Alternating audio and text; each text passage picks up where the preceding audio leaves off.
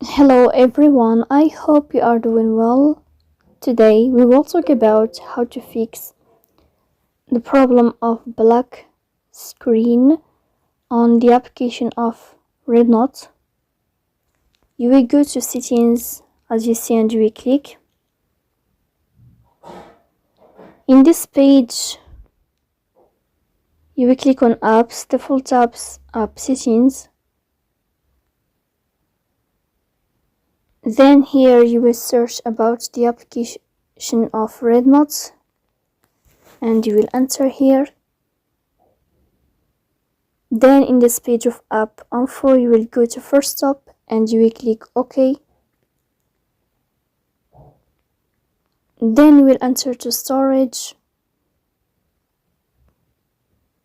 and here you will click on clear cache. Then you will go to Play Store. You will search about the application of on the application of REDnote like this.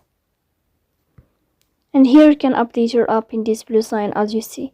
So that's all. Don't forget to support us by like and subscribe. See you next time in another video and thank you for your watching and your attention.